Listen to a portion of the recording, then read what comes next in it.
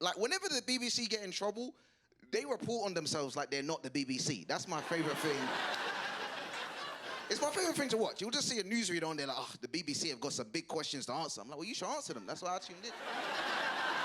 How are we doing? We good? We well? It's good. We need to laugh. It's important. You know, we're living in troubled times right now. I'm trying to be more socially conscious. You know what I mean?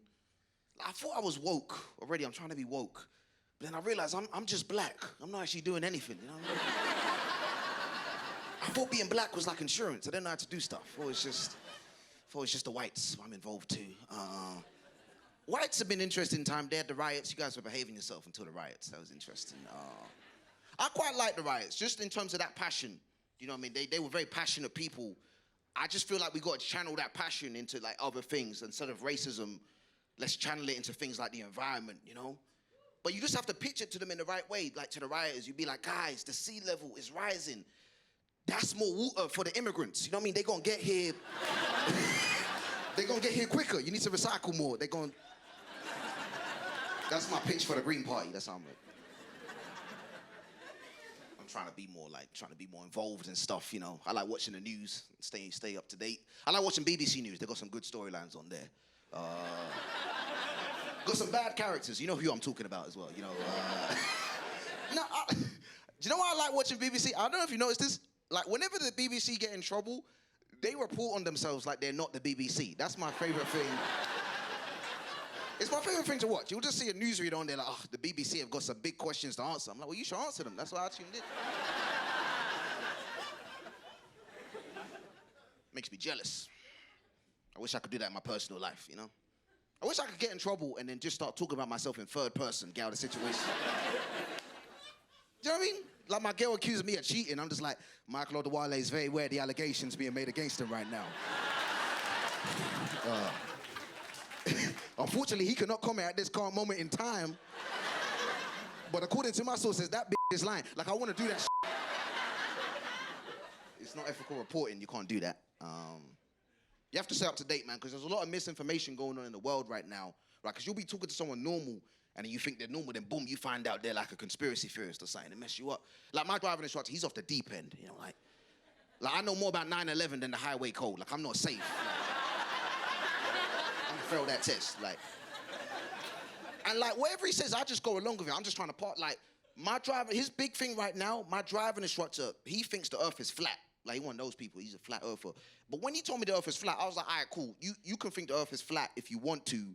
Like, that shouldn't affect my driving in any way. That I failed my test on a hill start. I was pissed off, I can't lie, I was mad. I was pissed off. The examiner was like, oh, did he not teach you this? I was like, nah, he don't believe in hills, man. We didn't do hills.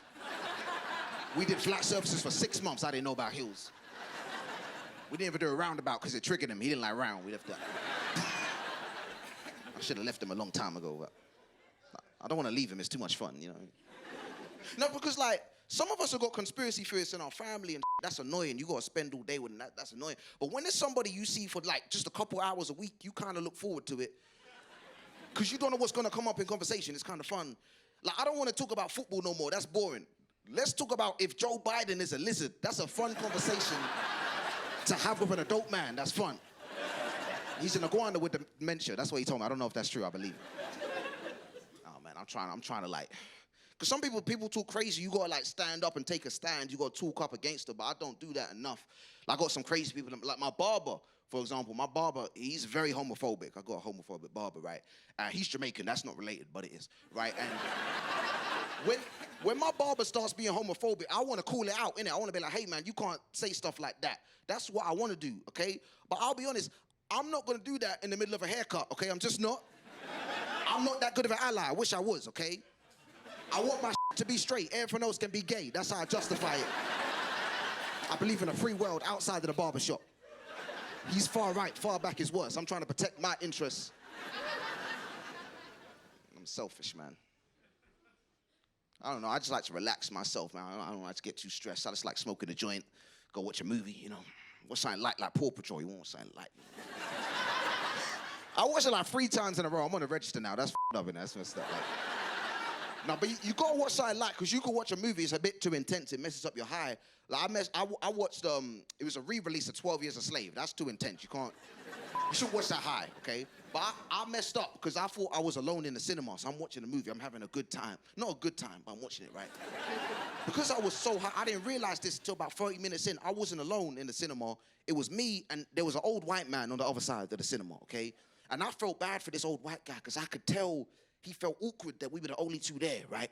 So what he would do is at random points of the movie, he would just give me a thumbs up to let me know he was cool. Like he wants to let me know he's one of the good ones. We're in this together. Like, not during the whipping scenes, that's inappropriate. Just at random points, he was just like, you know. Which is a nice gesture from him, but because I was high, I was paranoid. That's not the vibe I was getting. You know, I didn't know whether he's trying to run it back to the old days. I didn't know what was going on. Do you know like when somebody watches a movie and then they want to get the thing from that movie, you know what I mean? Like when Finding Nemo came out, everyone wanted to buy a clownfish. Like 12 Years a Slave, that could have been that movie for him, so I want one of those. I'm not for Christmas, I'm for life, so you gotta take care of me, you want. I'm gonna end on that one. Hey, my name's been Michael Odewale. You guys have a wonderful rest of the night. Thanks so much, appreciate you, thank you.